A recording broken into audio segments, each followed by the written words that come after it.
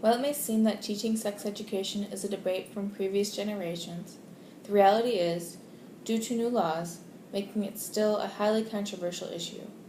It is believed that incidents of school-age children engaging in sexual practices are increasing, as the media continually reports that the age of these young people are decreasing.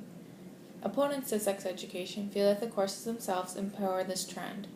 However, the Center of Disease Control in 2000, for example, reviewed that fewer adolescents are having sex than in previous years, and this is likely due to the influence of sex education itself.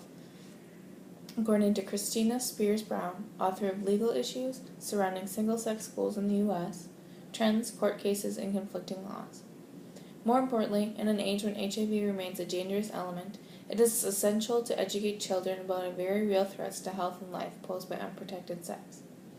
Teaching sex education is never a means of encouraging sex, and concerned parents are still responsible for giving their children the values they must believe they must have. Sex education in public schools is first and foremost education, and therefore an obligation of American school system.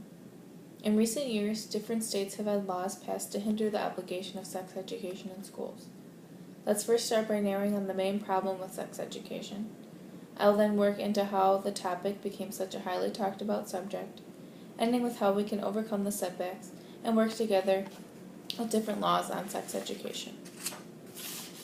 Sex education is taught mainly in public schools on topics from abstinence and reproduction to sexual orientation and sexually transmitted diseases. Sex education primarily introduced in grades 7 through 12, although some schools have addressed sexual topics as early as the 4th grade. Sex education laws vary greatly among the states. Most states have laws that address some form of sexual education in schools, differing between what may not be taught and whether a parent may prevent a child from receiving sexual education. The majority of states allow parents to remove their child or to opt out of sexually related instruction, while other states require parental consent for a child to take sex education classes or to participate in school-based health clinic services. After conducting my survey of my audience members on the topic of sex education, I found out that the greater part of my audience members, live and virtual, did not know that in 2012, Governor Scott Walker signed an abstinent-only education plan, Bills for Schools. The legislation signed by Walker would promote abstinence as the only reliable way to prevent pregnancy and sexually transmitted diseases.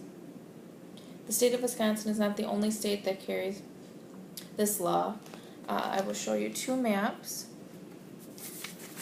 The first map, the darkened states are the states that don't require sex education, Wisconsin being one of them.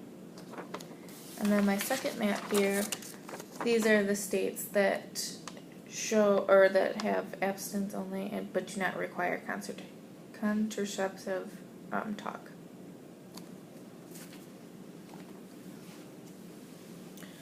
Let's take a look at the two sides of sex education to see if Wisconsin made the right choice by choosing abstinence-only road of education. Supporters claim that exposure to such information, including STDs and the proper use of contraceptive, lowers teen pregnancy and STD infection rates. In addition, they argue that most teenagers are either already sexually active or curious, and that many of them are not receiving such information from their parents, but rather their peers, claiming public schools are a proper venue for the correct knowledge of such topics.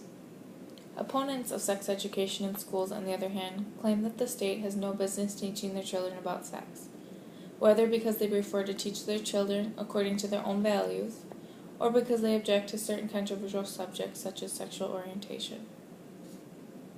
Sex education in schools was meant first and foremost to curb unwanted pregnancies and address public health concerns, such as teen pregnancy and STDs. Public school systems have been implementing sexual education into the classrooms as the early part of instruction for decades. Controversies are abundant with dealing such a delicate issue, and there are many pros and cons to sex education being taught in public schools. It seems that most parents are in the middle ground, and, in fact, there are more parents that favor sexual education classes.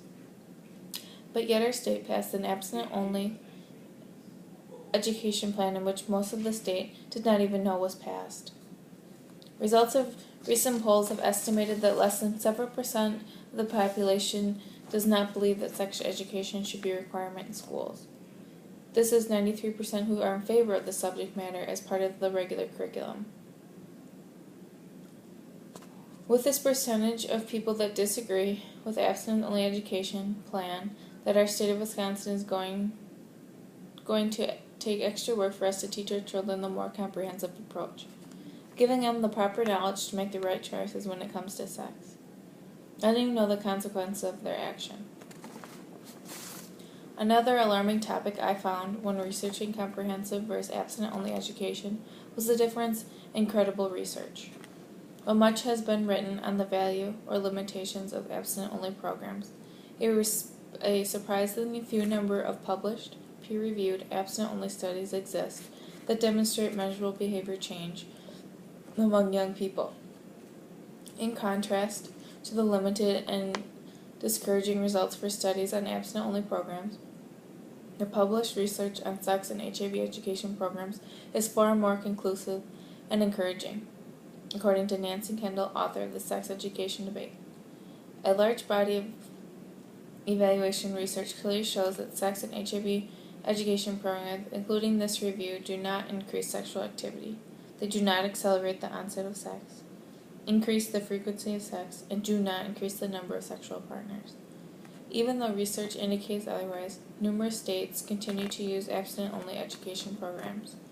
The credible research should send a clear message to policymakers if the goal of school-based sex education is proven effective choice. In conclusion, you can see many parents and communities have serious concern about sex education, and is perfectly understandable. As noted, it is no ordinary subject. It is a very sensitive one, particularly as students are nearing or ongoing the chaotic years of puberty, and is something to think about for your current or future children. The moral and religious disputes over sex education will likely continue, but no matter your beliefs, all parents and educators agree they want what's best for their children when it comes to sexual health. Over the last decade, teens have been waiting longer to have sex than in previous years, and the use of condoms has increased, according to Nancy Kendall, author of the Sex Education Debates. Hopefully, with more well-prepared programs focusing on giving teens the skills they need to make healthy decisions, we'll continue to see those numbers show positive change, even if the laws only let schools teach certain aspects of sex education, along with alarming research showing the difference in credible research. Now that is something everybody can agree on. Thank you.